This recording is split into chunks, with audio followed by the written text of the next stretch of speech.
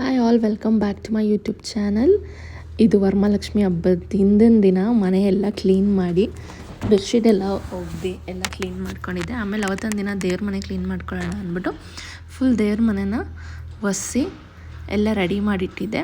ಅದಾದಮೇಲೆ ಫೋಟೋ ಎಲ್ಲ ಒರೆಸಿ ದೇವ್ರಿಗೆ ನಾನು ಪೂಜೆ ಸಾಮಾನು, ಚೊಂಬು ಅದೆಲ್ಲ ಬಿಳಿದು ಮತ್ತು ನಾನು ಡೈಲಿ ಯೂಸ್ ಮಾಡೋದು ಎಲ್ಲನೂ ನೀಟಾಗಿ ತೊಳ್ಕೊಂಡು ಸೋರು ಹಾಕಿದೆ. ಅವಾಗೆಲ್ಲನೂ ಒಂದೊಂದೇ ಕ್ಲೀನ್ ಮಾಡಿಕೊಂಡೆ. ಅದಾದಮೇಲೆ ಇದು ಪೂಜೆ ದಿನ, ವರಮಹಾಲಕ್ಷ್ಮಿ ಹಬ್ಬದ ದಿನ ಬೆಳಿಗ್ಗೆನೇ ಎದ್ದು ಎಲ್ಲ ರೆಡಿ ಮಾಡಿದ್ದು, ದೀಪ ಹಚ್ಚಿ ಪೂಜೆ ಆಯಿತು. ತುಂಬ ಚೆನ್ನಾಗಿತ್ತು, ಚೆನ್ನಾಗಿ ಅನ್ನಿಸ್ತು. ಬೇಗ ಬೇಗ ಪೂಜೆನೂ ಆಯಿತು.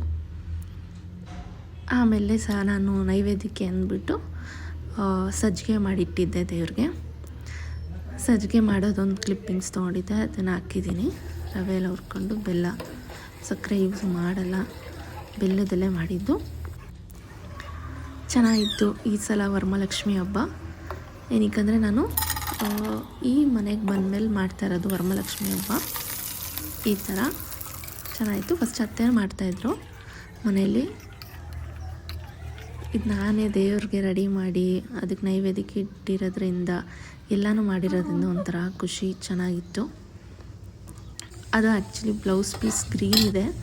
ಆಮೇಲೆ ಮಧ್ಯಾಹ್ನದ ಊಟಕ್ಕೆ ಅಂತ ಅಂದ್ಬಿಟ್ಟು ಹುಳಿಯನ್ನ, ಬೇಳೆ ಸಾರು, ಅನ್ನ ಮತ್ತು ಒಬ್ಬಟ್ಟೆಲ್ಲ ತಟ್ಟಕ್ಕಾಗಲ್ಲ ಅಂದ್ಬಿಟ್ಟು ಮಹಾಲಕ್ಷ್ಮಿಯಿಂದನೇ ತಂದಿದ್ವಿ. ಇದು ಬಜ್ಜಿ ಹಾಕಿದ್ದೆ, ಬಿಸಿ ಬಿಸಿ ಬಜ್ಜಿ. ಇವಾಗ ಒಂದು ಯಾವಾಗ ಮಳೆ ಬರುತ್ತೆ, ಯಾವಾಗ ಬಿಸಿಲು ಬರುತ್ತೆ ಗೊತ್ತಾಗಲ್ಲ. ಇವೆಲ್ಲರಿಗೂ ಚೆನ್ನಾಗಿತ್ತು.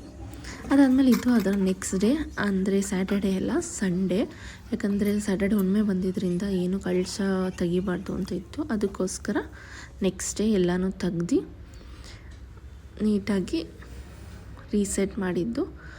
ಇದು ನೀವು ನೋಡ್ತಿರ್ಬೋದು, ನನ್ನದು ಬ್ಲೌಸ್ ಪೀಸ್ ಎಷ್ಟೋ ನಾನು ಅದು ಬ್ಲ್ಯಾಕ್ ಅಂದ್ಕೊಬಿಟ್ಟಿದ್ರು, ಬಟ್ ಅದು ಗ್ರೀನು ವೆಲ್ವೆಟ್ ಬಂದಿರೋದ್ರಿಂದ ಅದರ ಕಾಣಿಸ್ತಿತ್ತು.